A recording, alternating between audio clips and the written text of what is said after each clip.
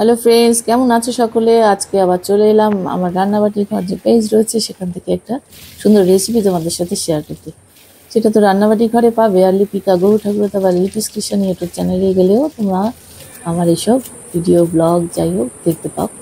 তো তার জন্য তৈরি করে নিচ্ছি যা যা মানে প্রিপারেশন লাগবে বিরিয়ানি করতে, সবাই আমরা জানি।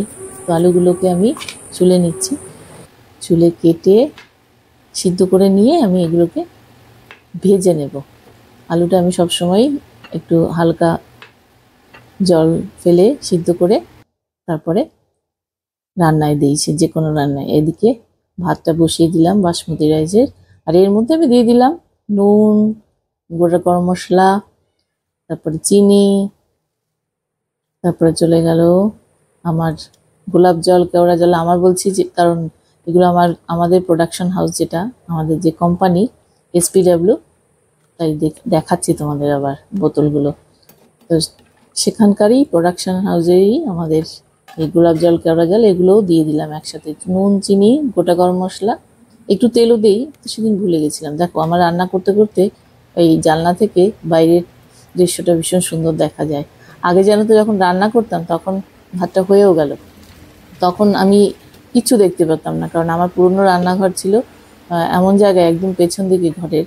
তো সেখান থেকে আমি শুধু দেয়াল দেখতে পারতাম পাশের বাড়ির। আর এখানে আমি মাংসটা, চিকেনটা আগে তোমার ওই আদা, রসুন, তারপরে গোলমরিচ, এগুলো দিয়ে ম্যারিনেট করে রেখে একটুখানি ভেজে নিই সবসময় বিরিয়ানি রান্না করার সময়।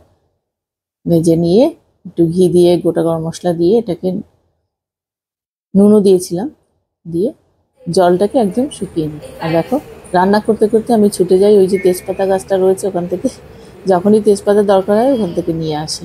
আগে থেকে ওই ঘরে কৌটোতে রাখলে সেগুলো ভালো থাকে না, এর গন্ধটা অনেক সুন্দর লাগে। তো সবসময় এই তেজপাতা নিয়ে এসে আমি চটজলদি যখনই দরকার হয় নিয়ে এসে, কাঁচা তেজপাতার গন্ধ খুব ভালো। এদিকে ওই তেলের মধ্যেই যে মাংস ভেজে তুলেছিলাম ওই তেলের মধ্যেই দিয়ে দিলাম পেঁয়াজ, রসুন,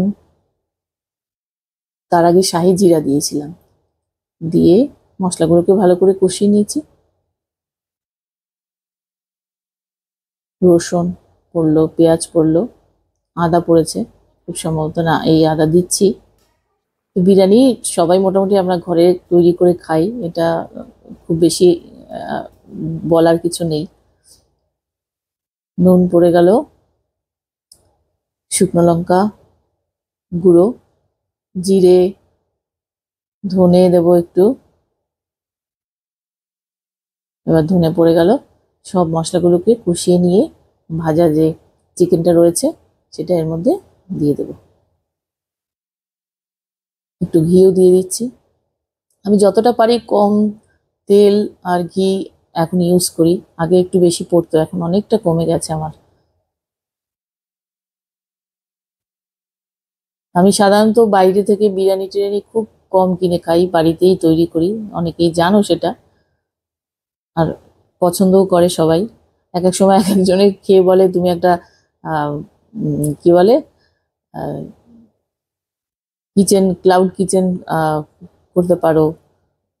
এই সব ঝামেলায় যায়। এই যে কাঁচা আমার তেজপাতা গাছ থেকে তুলে নিয়ে আসলাম, সেগুলো দিয়ে দিলাম এর মধ্যে, আর একটু মিষ্টি দিয়ে দিলাম, চিনি, তাতে রান্নার টেস্টটা কিন্তু ভালো আসে।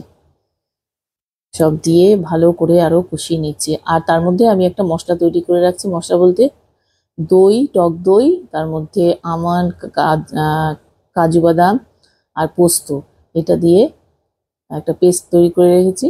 সেটা দিয়ে ভালো করে প্রায় 5-6 মিনিট এটা কষিয়ে নিচ্ছি। এইটা এমনি খেতেও ভীষণ ভালো লাগে। আমাদের মাংসের প্রিপারেশনটা তৈরি হয়ে গেল। এবার একটু জল দিয়ে ঢেকে দেব।